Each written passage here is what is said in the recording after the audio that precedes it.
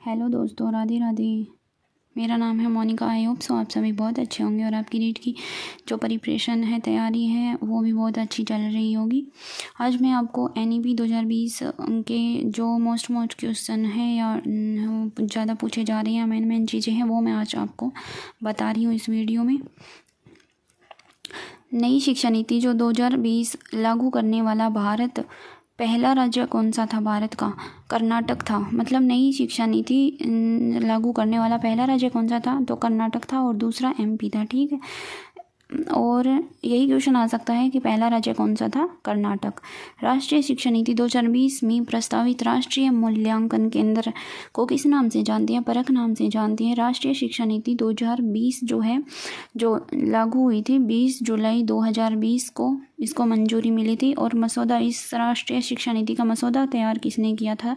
तो इसका मसौदा के कस्तूरीरंगन ने किया था। ठीक है, ये जो 2020 वाली है, ये तीसरी राष्ट्रीय शिक्षा नीति है। इससे पहले 1968 और 1986 में दो राष्ट्रीय शिक्षा नीति आ चुकी है। अब है भारत के केंद्रीय मंत्रिमंडल द्वारा NEP 2020 के अनुमोदन की तिथि कौन सी है? तो 20 जुलाई। ये वेरी मोस्ट इम्पोर्टेंट है दोस्तों। तो यह है 20 जुलाई 2020। ठीक है,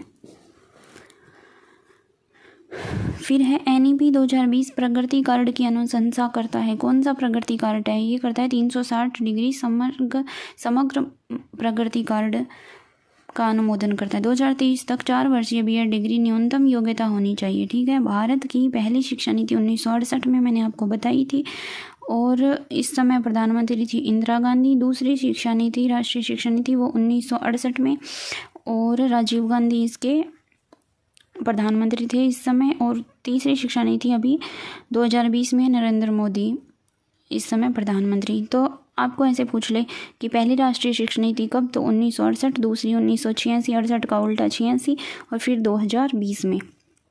अब ईरान नाम याद रखोगे तो आपको इसके प्रधानमंत्री आ जाए। ई से इंदिरा गांधी, रा से राजीव गांधी, और न से नरेंद्र मोदी। ठीक है, NEP 2020 राष्ट्रीय पहल निपुण भारत मिशन स्टार्ट कब हुआ था? तो 5 जुलाई 2021 से स्टार्ट हुआ था।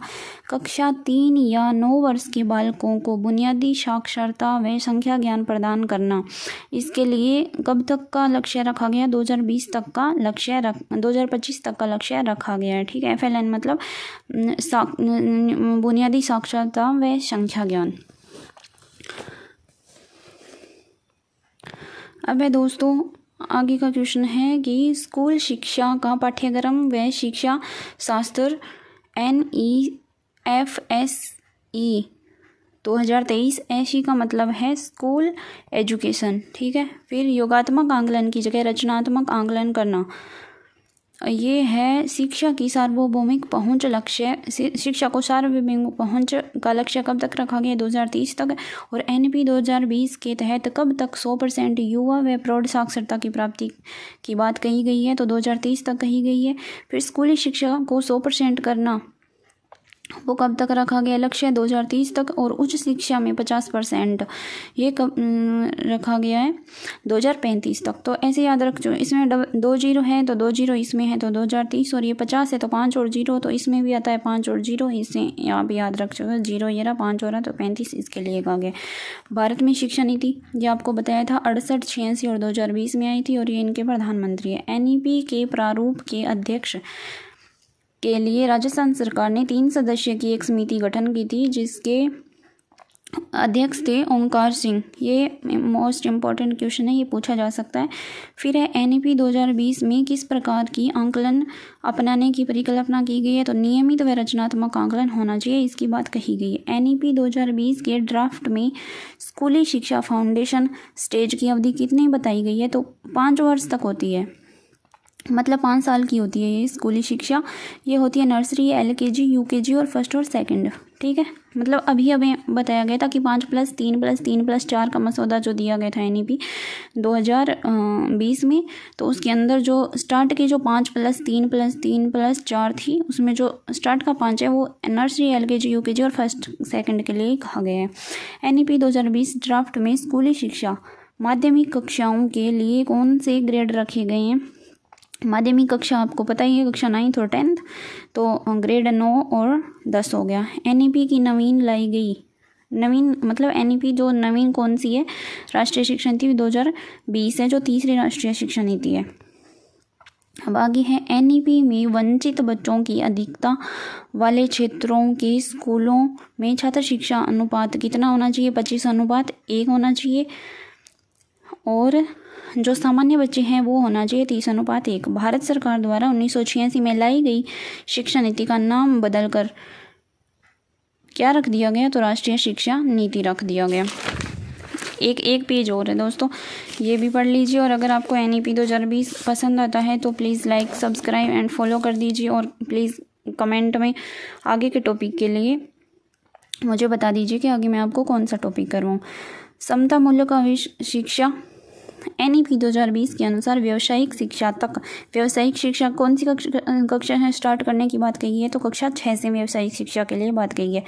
ठीक है, व्यावसायिक शिक्षा तक उच्चतर शिक्षा में सकल नामांकन का अनुपात 50% कब तक करने की बात कही है, तो 50-35 तक, 5 और 0 आ गया।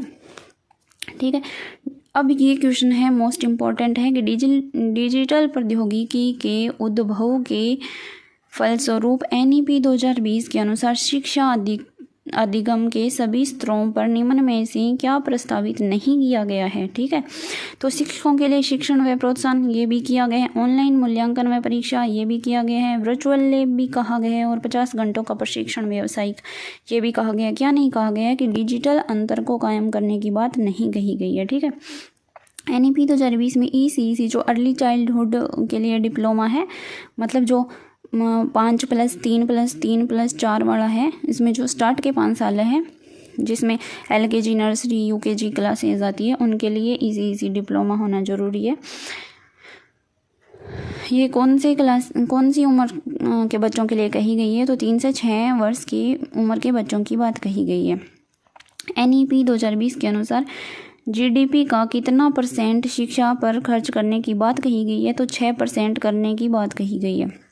NEP 2020 हायर एजुकेशन में कोर्स ख़त्म कर दिया गया। कौन सा कोर्स, MPhil ख़त्म कर दिया गया। NEP 2020 का उद्देश्य भारत को वैश्विक ज्ञान महाशक्ति बनाना, ये मोस्ट इम्पॉर्टेंट है दोस्तों, ये क्वेश्चन आ सकता है कि NEP 2020 का उद्देश्य क्या है, तो भारत को वैश्विक ज्ञान महाशक्ति बनाना है। ठीक है, ये है PM श्री योजना का प्रारंभ 5 सितंबर 2020 से